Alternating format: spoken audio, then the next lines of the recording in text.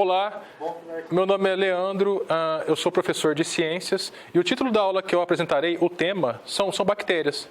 Bactérias, em muitos casos, elas são associadas a coisas ruins. De fato, tem algumas bactérias que provocam doenças em seres humanos, mas a maioria das bactérias tem uma função muito positiva, muito importante para a diversidade de vida que nós temos na Terra. Por exemplo, a atmosfera da Terra. A composição química dela só é possível por algumas bactérias. E outros aspectos que eu vou falar também ao longo da aula. Bom, aqui é uma estrutura de uma bactéria. Aqui no interior dela nós observamos o citoplasma, que é um líquido, um fluido dentro do qual ficam imersos algumas estruturas, como por exemplo o material genético, o DNA. Por fora do citoplasma, nós temos a membrana plasmática, que toda célula tem. Externamente, a parede celular, que é uma estrutura rígida que confere a forma das células. Mais externamente ainda, nós temos umas estruturas que parecem pelos, mas não são pelos. Se são muitos e pequenos, são os cílios. Se são maiores e pouco numerosos, são os flagelos. Ambos, dentre várias funções, estão relacionados com a locomoção das bactérias. Bom, agora no que se refere ao formato das bactérias, elas podem apresentar esses formatos aqui. Vamos iniciar pelas bactérias que apresentam o formato esférico, ou seja, cocos. Na prática, uma micrografia de uma bactéria em formato de coco, elas podem se associar de duas em duas, formando os diplococos. Diplo se refere a dois. Se ela formar algo semelhante a um cacho de uvas, ela pode formar um estafilococcus. Se organizar em forma de fila indiana, ou seja, semelhante a uma minhoca, streptococcus.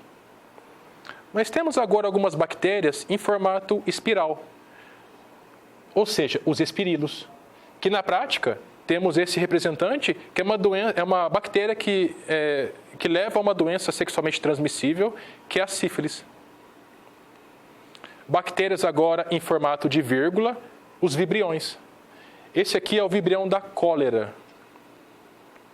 E bacilos, que são bactérias em formato de bastão. Lactobacilos, essas bactérias estão na língua humana. Elas, dentre várias funções, encontramos muito na fermentação do leite. Agora, qual a importância das bactérias? Bom, importância médica, no que se refere a uma diversidade de doenças que elas promovem. Importância ecológica, com algumas relações ecológicas que vou falar mais para frente. Mutualismo, comensalismo e falarei também sobre a decomposição da matéria orgânica.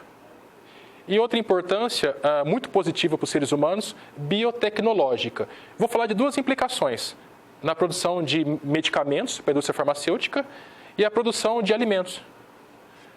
Bom, no que se refere agora à importância médica, ou seja, às doenças, eu separei em 5 grupos.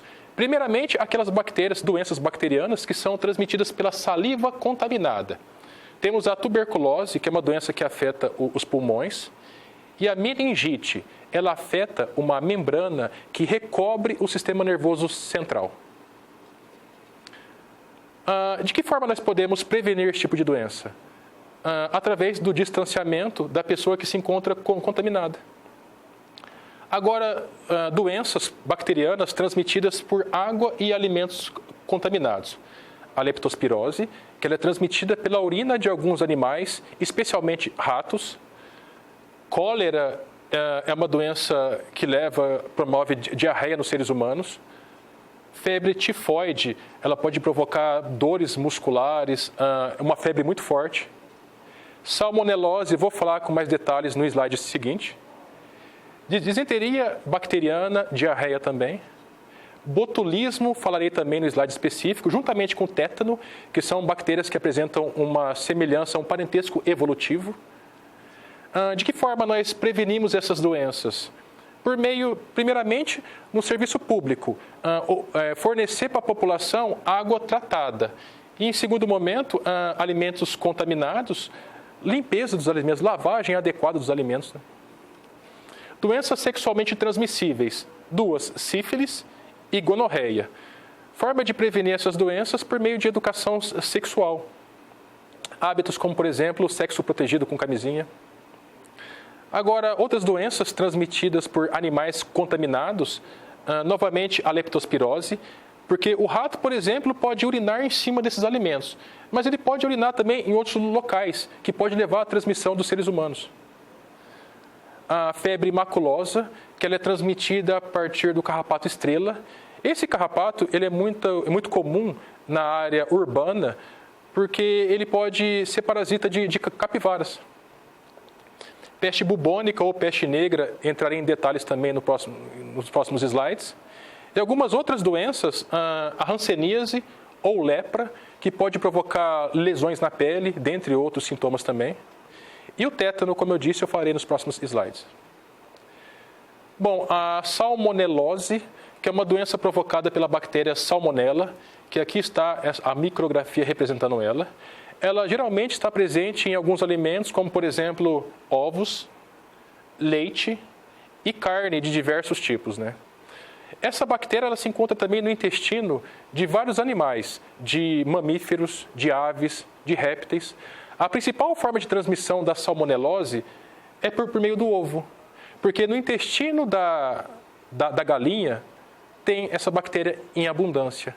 O ovo é produzido pelo sistema reprodutor, mas tanto o intestino, as fezes, quanto os ovos, elas caem numa região chamada cloaca, e ali entra em contato a casca do ovo com essa bactéria.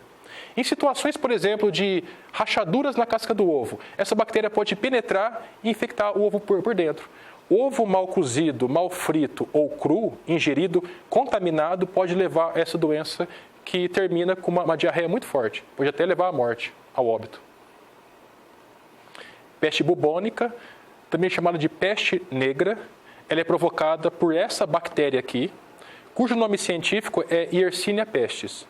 Ela pode estar presente em algumas pulgas, e essa pulga, por sua vez, ela pode parasitar alguns ratos. De que forma pode passar para os seres humanos? Em situações de baixa higiene, sem saneamento básico, os seres humanos podem viver junto com esses ratos, e essa pulga pode picar uma pessoa e transmitir essa bactéria. Quais são os sintomas? Febre alta, dores de cabeça, vômitos. A taxa de mortalidade dessa bactéria é de 10%, ou seja, a cada 10 pessoas, uma tende a morrer. Ao longo da história humana, várias epidemias de peste bubônica houve. Em especial, eu queria falar uma que houve no século XIV, na Europa, onde 1/3 da população da Europa morreu por uma epidemia de peste bubônica.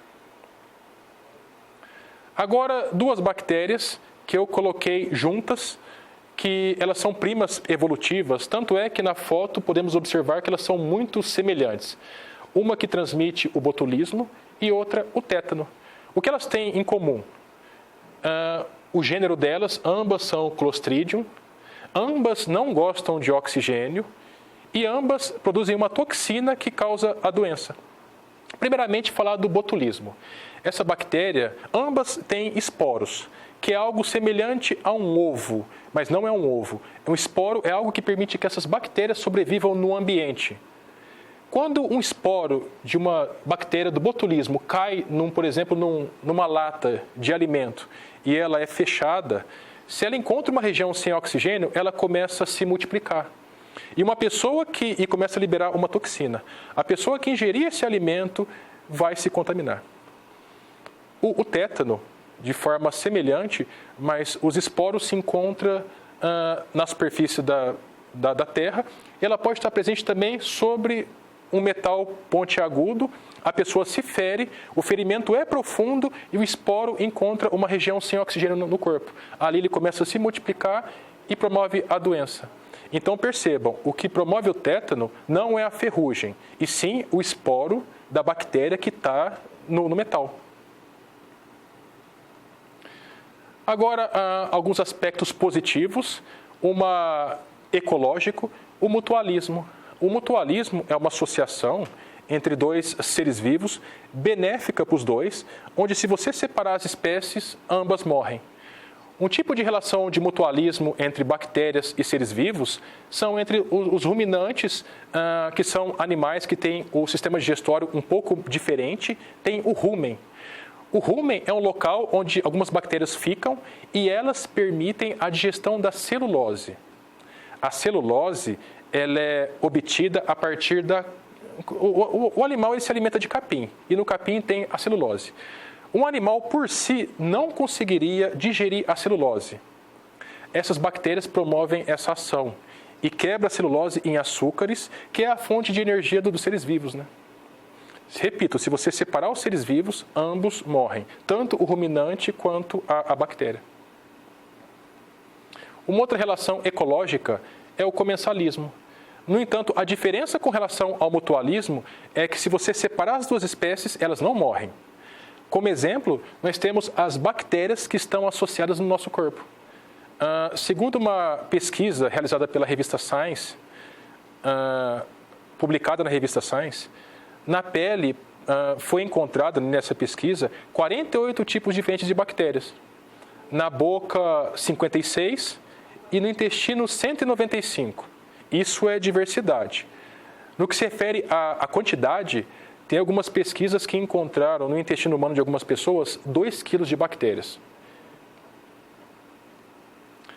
Bom, outro aspecto ecológico é a capacidade de decomposição das bactérias. O que é decomposição?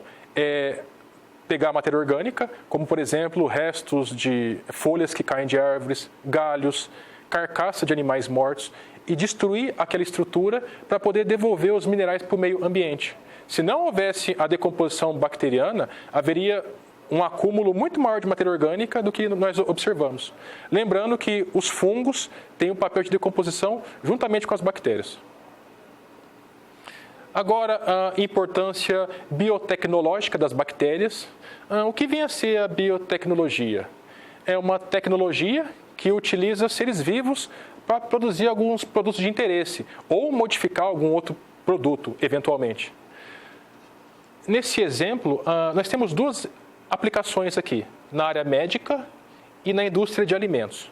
Na área médica, eu vou começar por esse exemplo, que é a produção da insulina, que é um hormônio importante para os seres humanos, cuja função é pegar a glicose, que é uma molécula que é fonte de energia para todos os seres vivos, e colocar dentro da célula, para que dentro da célula ela seja quebrada e libere energia. Tem algumas pessoas que produzem pouca insulina ou não produz. Nesse caso, ela tem que tomar esse medicamento por meio de uma injeção diariamente. É possível produzir a insulina por meio de bactérias modificadas geneticamente, onde é colocada nessa bactéria um gene responsável pela produção da insulina. Nesse caso, a bactéria vira uma biofábrica. Esse mesmo caso pode acontecer com algumas bactérias, onde você coloca o gene para produzir algumas vitaminas, como do complexo B, vitamina C, vitamina K. Agora, no que se refere à indústria de alimentos, a produção de iogurtes é biotecnológico, porque a partir da fermentação do leite por bactérias láticas, você obtém esse produto. E a fermentação, por exemplo, de soja e outras matérias-primas, você obtém o molho shoyu, que é um molho comum na culinária japonesa e o mundo inteiro também incorporou pelo sabor bom que tem esse molho aqui. Por fim, um outro exemplo também, a formação de picles, que são vegetais, que são colocados para fermentar a partir das próprias bactérias que tem na superfície do vegetal. Essas bactérias produzem um tipo de um vinagre que vai curtir esse alimento e produz um alimento bem saboroso. Bom, pessoal, esse é o conteúdo que eu queria transmitir. Bons estudos a todos.